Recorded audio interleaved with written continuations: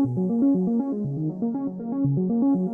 everyone, it's Kellen Brauer here from RacerX, back again with another race examination video where we're going to take a look at a little bit of Tom Journet's highlights from Houston, and we're going to start off with the 450 main event start as Eli Tomac is going to grab the whole shot.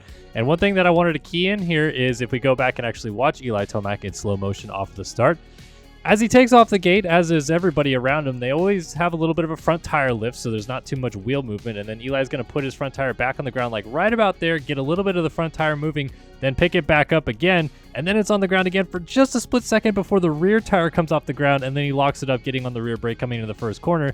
And why I think that's funny is because, there's only like a few milliseconds where both tires are on the ground going to the first turn. Kind of crazy how the anatomy of a start works sometimes.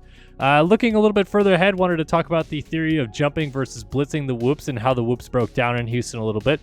And I highlight Justin Cooper, who was jumping the whoops most of the main event, and Cooper Webb, who stuck with blitzing most of the main event, even though Coop is usually more of a jumping type of guy. But what I wanted to highlight here with these two is, as we slow it down, we put them side by side, they're pretty much going like the same speed through the whoops regardless of which. But one thing that Cooper is obviously doing is saving energy, and it helped him charge late in the race to eventually pass Ken Roczen. Speaking of saving energy, Jason Anderson doesn't look like he's saving much energy with this trip through the whoops. And what I wanted to key in here is, as you see as he goes into the whoops, he's kind of like chicken legging his legs off the side of the bike here.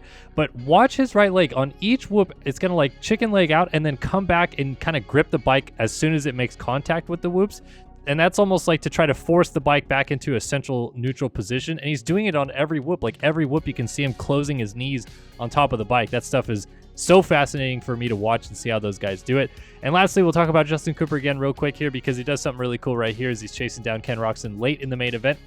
And it says he comes over this roller, he's going to pop a little like small wheelie, but also shift up at the same time and keep the wheelie going all the way into this triple face.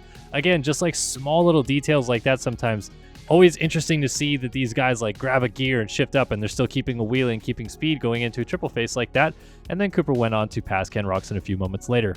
I want to remind everybody that this video is presented by OnX Off-Road. Nowhere to go with the #1 off-road GPS app. Access 500,000 plus miles of trails and roads, open dates, and public lands. Download the OnX Off-Road app today. Moving on to a few cool things from the 250 Classic. We're going to start with Tom Vialle scrubbing while leading the main event on the first lap of the race right in front of Hunter Lawrence. Lawrence actually went off the track, and it was a little bit of a close call, but I just wanted to give Tom some props right here because he was feisty early in the main event, and he took no prisoners through this scrub right in front of Hunter Lawrence to maintain the lead. Hunter, right here, it actually looks a lot closer than it is, but Hunter said he actually jumped left thinking it would be pretty close and kind of just misjudged it, jumped off the track, so no harm, no foul. But a few laps later, Hunter was able to get back by Tom Vialle and go into the race lead. And then behind these guys, Hymas is going to get passed by Max Anstey, and if you didn't notice it right there, we'll slow it down and watch it again. Hymas actually gets going like up over the top of the berm and just kept it like down low enough, I think, to not lose the front end over the top of the berm, and still pops the triple in out of the corner right after that to keep J Mart and Jordan Smith right behind him. But I mean, he was literally like riding the Tuff Blocks, actually grinding up against the Tuff Blocks. So that's pretty interesting right there. A little bit later on, we're going to check out this moment right here that I don't think was covered on the broadcast, but it was really close call between Nate Thrasher and Haiden Deegan as they were battling each other right here, but behind Chance Hymas. I noticed it as the battle was happening, but what's happening is Hymas is trying to keep Deegan behind him, so he's going to go to the inside of the corner back there in the background, and Thrasher's following Hymas in. Deegan's going to cut down, try to square off Hymas, but he doesn't know Thrasher's there, and they actually do make contact. It lifts Deegan's front tire off the ground, like barely noticeable to see it, but that almost, put Deegan on the ground and would have stopped what otherwise was a really, really good night for the 238 machine.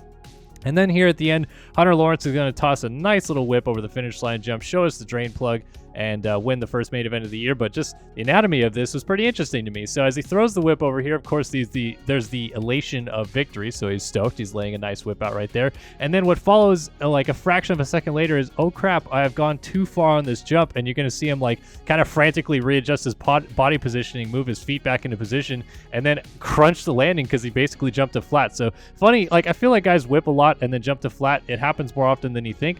But H-Law gets it done in Houston, and we'll see if he can keep it rolling into Tampa.